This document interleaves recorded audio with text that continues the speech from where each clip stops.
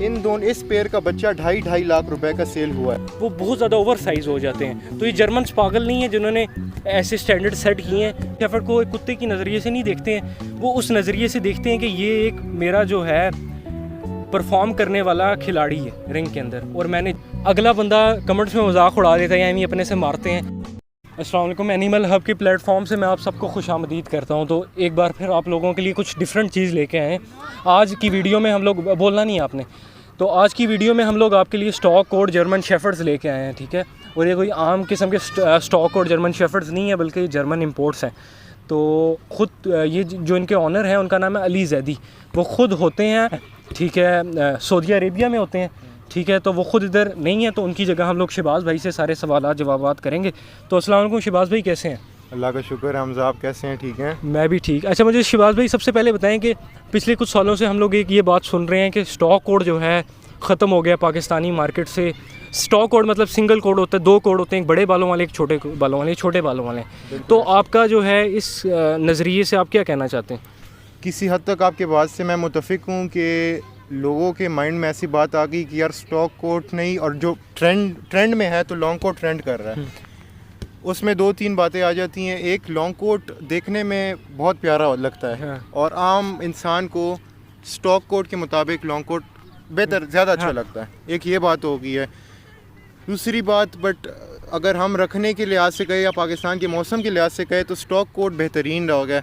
Stock coat agility में ज़्यादा अच्छे होते हैं, ये सख्त जान होते हैं, जो हम आम अल्फाज में कहें सख्त जान होते हैं। छोटी छोटी बीमारियां इनको नहीं लगती, मतलब रेजिस्टेंट हो गए हैं, मतलब। और इनका आगे आप बाल भी देखेंगे ना तो पाकिस्तान के मौसम के मुताबिक ठीक, अच्छा, मतलब ये टफ़ है ज़्यादा ये, हाँ, टफ़ ब्रीड है। अच्छा, तो अब आपने ये बोला है कि ये जो है इनका ट्रेंड ख़त्म होते जा रहा है। दूसरी जगह हम लोग ये भी जो है सुनते हैं कि इसमें, सॉरी आपकी बात काटूंगा, किसी हद तक मैंने आपको कहा ना कि ट्रेंड ख़त्म भी हो रहा है, बट अभी भी मार्केट में इस पेयर का बच्चा 2.5 लाख रुपए का सेल हुआ है। मैं आपसे यही पूछने वाला था कि अभी भी हम सुनते हैं कि हर दूसरे दिन कोई करोड़ रुपए का कुत्ता इंपोर्ट हुआ है। चलें, अगला बंदा कमेंट्स में मजाक उड़ा देता है या हम अपने से मारते हैं। अब मुझे आप ये इस चीज़ की डेफिनेशन दें कि वाई 1 करोड़ रुपीस या 50 लाख क्यों? इसमें क्या ऐसा, क्या इसके कोई 6 टांगें, आम कुत्ते की 4 होती हैं तो उसकी 6 हैं? इसके बारे में आप मुझे थोड़ा सा। बेहतरीन सवाल आपने पूछा है। अभी मैं आपको ओरिलियो की बात करता हूँ। इसका नाम है ओरिलियो वोम्फिंशनश्लांग। ये जब जर्मनी से आया था, ये तकरीबन 13 महीने का था। अच्छा, इसके मैं ज़रा आपके ब्लड लाइन का बताता चलूँ। इसका जो बाप है वो वर्ल्ड चैम्पियन रह चुका है, VA1 BSZS। अच्छा, ये क्या है वर्ल्ड चैम्पियन? VA1 होता क्या? वर्ल्ड चैम्पियन ये होता है कि आलमी सतह पे जर्मनी में एक डॉग शो मुनक्किद किया जाता है जिसको कहते हैं BSZS, ठीक है। BSZS में दुनिया भर से डॉग्स वो लेते हैं, क्या कहते हैं, हिस्सा लेते हैं। उसमें ये होता है कि पहले डॉग की बाइट वर्क चेक की जाती है। बाइट वर्क क्या होता है कि अभी आपको हम वीडियो में दिखा देते हैं कि ओरिलियो की बाइट वर्क कैसी है। बाइट वर्क ये होता है कि एक बंदे ने स्लीव पकड़ी होती है और कुत्ता यहाँ से जाता है और अपने मालिक की सुनता है। जब वो कहता है अटैक तो वो कुत्ता अटैक करता है, बाइट पकड़ता है। जब ओनर कहता है आप छोड़ो तो कुत्ता छोड़ देता है। इसका करने का मकसद ये है कि कुत्ते की ओबीडियंस चेक करे कि वो अपने मालिक की कितना सुनता है। ओबीडियंस और इंटेलिजेंस, ठीक है। फिर इनकी रिंग में ट्रॉटिंग होती है। ट्रॉटिंग क्या होता है कि इनकी चाल देखी जाती है, घोड़े की तरह, जो घोड़े की तरह। फिर इसमें देखा जाता है इनकी स्टैंड एनाटमी। अभी हमको वीडियो पिक्चर भी दिखा देंगे कि एनाटमी क्या होती है, बेंड क्या होता है, पॉइंट्स क्या होते हैं। इन सब में से फिर देख के फिर वर्ल्ड चैम्पियन बनता है। तो इसका बाप 2-3 दफ़ा वर्ल्ड चैम्पियन लग चुका है, ठीक है। ये पाकिस्तान में जब खुद आया है, ये यूथ क्लास में SG2 लगा है, ठीक है। SG2 लगा है। पाकिस्तान का सीगर मेरे ख्याल से 2020 का V2 लगा है, ठीक है। ओपन क्लास में V2 लगा है। तो समझ ले, मकसद करने का बात ये है कि ये रिंग के कुत्ते हैं। ये रिंग अच्छा, रिंग जो है मतलब समझ लें कि जो ग्राउंड में परफॉर्म करते हैं कुत्ते। कि अब जो कुत्ते की 50-60 लाख रुपया जो होती है इनकी वर्थ होती है, वो इनकी खूबसूरती की नहीं होती है, ये इनकी जो ऊपर इज़्ज़त है, जो इन्होंने मकाम टाइटल लिए हैं, उसके पैसे।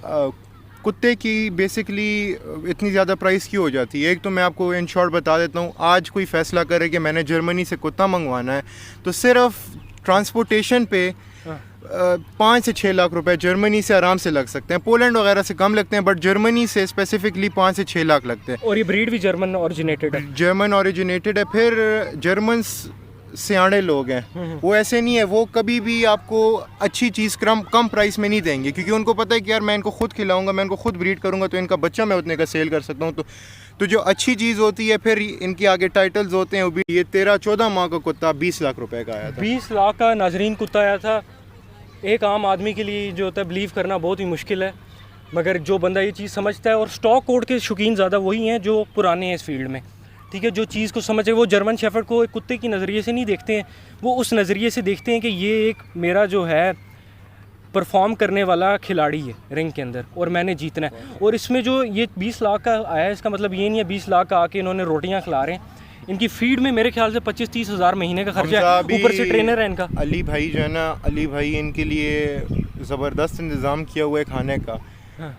क्या है कि 2-3 कंपनीज के डॉग फूड वो मिक्स करके अच्छा। साथ में अपना घर में सब्जियां वगैरह और राइस उनके अंदर ऐड करके इनको डाइट में देते हैं। 3.5-4 साल में 5-6 लाख तो इसने खाना ही खा लिया होगा ना, क्योंकि इतने टैक्सेस हैं डॉग ये फूड में। बस। तो मुझे बताएं, अब थोड़ा सा आपने ना मतलब कॉमन ज़ुबान में बताना है कि अब ये इनका क्लब है GSDCP जी। क्लब समझ लें एक किस्म का, मेरे ख्याल में शनाख्ती कार्ड होता है या जिससे कुत्ता रजिस्टर्ड होता है। जी हमजा, GSDCP ये होता है कि अभी ये कुत्ता आया है, हाँ। इस कुत्ते को ये पाकिस्तान में तब तक ब्रीड नहीं कर सकता जब तक इसका HD नहीं हुआ। हाँ। इसका DNA सैंपल नहीं अच्छा, अप्रूव माँ हुआ। बाप का DNA क्लियर होना चाहिए कि इसी का बच्चा है किसी और का नहीं। माँ बाप का DNA क्लियर होना चाहिए। फिर इनका ब्रीड सर्वे होता है कि यार ये हाइट से लंबे तो नहीं हो गए।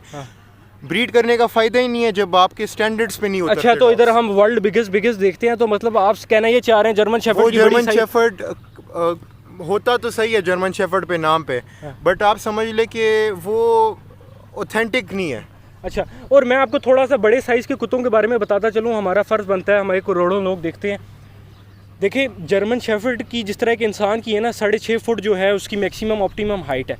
अब वही 7.5 फुट का आप बंदा देखेंगे ना, उसका कोई उससे सही चला भी नहीं जाता, इम्बैलेंस स्ट्रक्चर आ जाता है। सेम ऐसे ही जर्मन शेफर्ड्स में इनके जो बहुत बड़े साइज़ के कुत्ते हैं 70-75, उनके हिंड्स का इशू है, उनकी टेल का इशू है, वो बहुत ज़्यादा ओवर साइज़ हो जाते हैं। तो ये जर्मन्स पागल नहीं है जिन्होंने ऐसे स्टैंडर्ड सेट किए हैं, बहुत सोच समझ के इनका स्टैंडर्ड सेट किया गया।